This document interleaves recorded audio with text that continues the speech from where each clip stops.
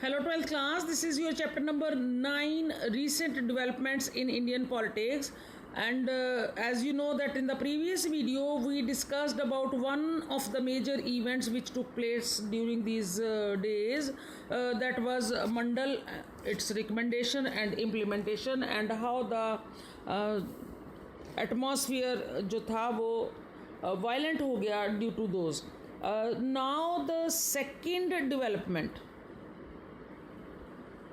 जो इस टाइम में हम डिस्कस करने वाले हैं, that is Ayodhya dispute. It's a very common, famous and well known सब टॉपिक बेटा. You maximum information you already must be carrying with you, but let us discuss the sequence of happenings for this Ayodhya dispute. UP में Faizabad district में जो court थी वो एक order 1986 में. Order क्या है? The Babri Masjid premises should be unlocked. Why? The Hindus they want to offer the prayers, क्योंकि वहाँ पे एक साइट है जहाँ पे एक टेम्पल है जिसको राम जी का बर्थ प्लेस हम मानते हैं. ठीक है. The dispute had been going on for many decades, not you can say only years. बहुत टाइम से ये डिस्प्यूट चल रहा है बाबरी मस्जिद जो अयोध्या में है उसका. बाबरी मस्जिद एक 16th सेंचुरी का मॉस्क था अयोध्या में, जिसको मीर बाकी मुग़ल एम्परर था, जो बाबर का जो एम्परर बाबर का एक जनरल था, मीर बाकी was the general in the era of time period of Babur. Hindus they believe that it was built after the demolishing of temples. मतलब पहले यहाँ टेम्पल होता था, मीर बाकी ने उस टेम्पल को गिराया और फिर वहाँ पे मॉस्क को बनाया. सो ये डिस्प्यूट जो था काफ़ी टाइम से चलता आ रहा था, and it took the form of a court case and has continued for many decades. और 1940s this mosque was locked up as a matter that was with the court. मतलब जो टेम्पल वाला area था वहाँ पे lock लगा दिया जाता है कि 1940 में. जस्ट सी कितना पुराना केस है ये. तो क्योंकि कोर्ट में मैटर था इसलिए उस जो डिस्प्यूटेड साइट थी वहाँ पे लॉक लगा दिया जाता है. बट 1986 में सुप्रीम कोर्ट ऑर्डर देती है कि इसको अनलॉक किया जाए. This is the background. Now, as soon as the locks of Babri मस्जिद were opened, दोनों तरफ से मोबिलाइजेशन शुरू हो जाता है, हिंदूज़ की तरफ से भी, मुस्लिम्स की तरफ से. बहुत सारी हिंदू और Muslim organisations they try to mobilise their communities on this question कि दिस बाबरी मस्जिद जो साइट है that belongs to whom and what and so.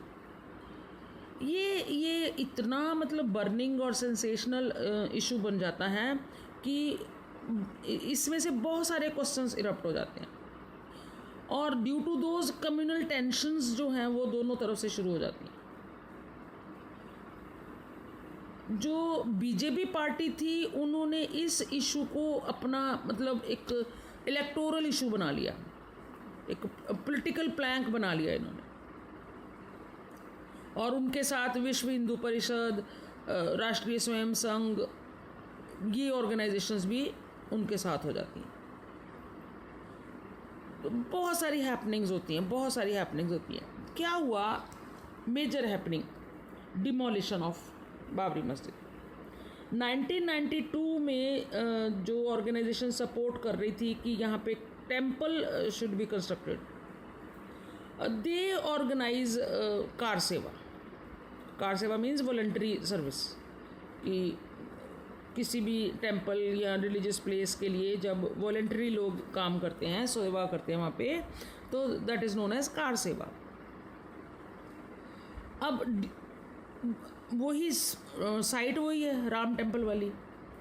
Situation इतनी टेंस हो जाती है all over the country, specially in Ayodhya. So Supreme Court order करती है कि state government will take care of the situation. जो डिस्प्यूटेड साइट है उसको किसी तरह का कोई मतलब that should not be endangered. पर even then thousands of people जो है वो अयोध्या में गैदर हो जाते हैं व्हेन ऑन 6 दिसंबर ऑफ 1992, और वो बाबरी मस्जिद को डिमोलिश कर देते हैं। जस्ट सी द पिक्स, मतलब ऊपर तक जाके वहाँ से वो उसको डिमोलिश करना दे स्टार्ट्स। अब ये न्यूज़ पूरे ऑल ओवर इंडिया फैलती है, और ऑल ओवर इंडिया हिंदूज़ और मुस्लिम्स के बीच में क्लैशेस जो है वो शुरू हो जाते हैं।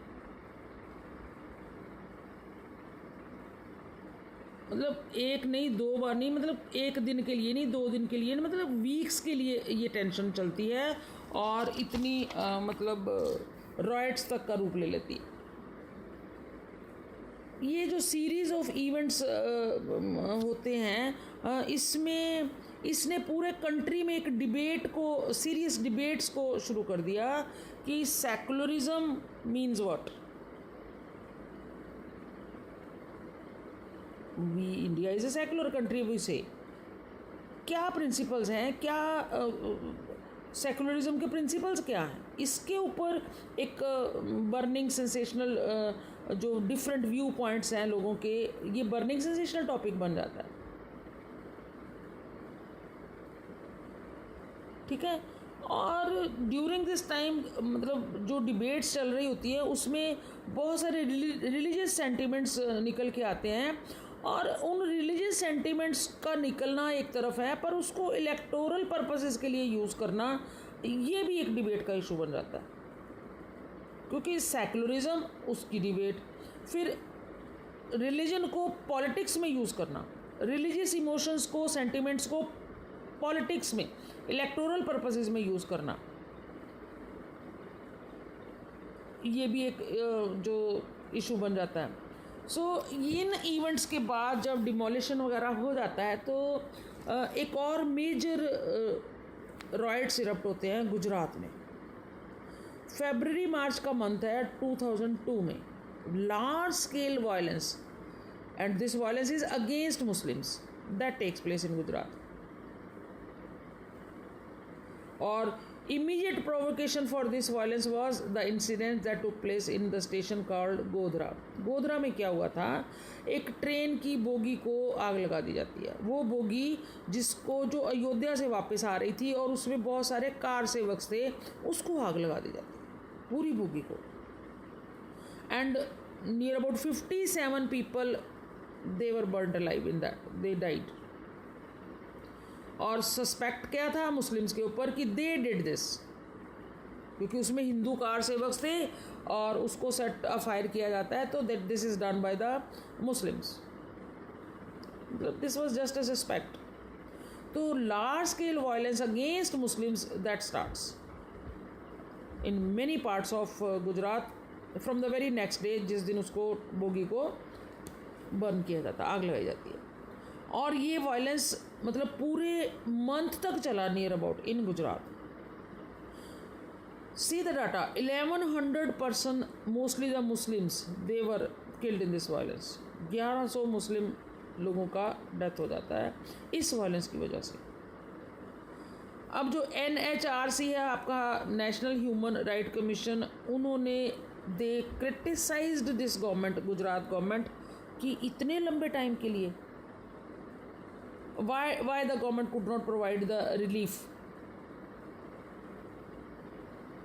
इवन द इलेक्शन का टाइम होता है तो ये सब ऐसी हैपनिंग्स जो थी उसको एनकैच किया जाता है।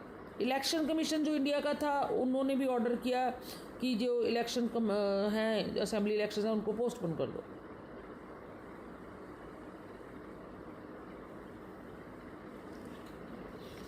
मतलब one issue should remain there to find the solutions, and what was happening in our politics, that they were encashing one issue for the electoral purposes and thus giving birth to many more issues। So Gujarat riot show the government machinery जो थी वो भी थोड़ी शक के दायरे में आ जाती है। बड़े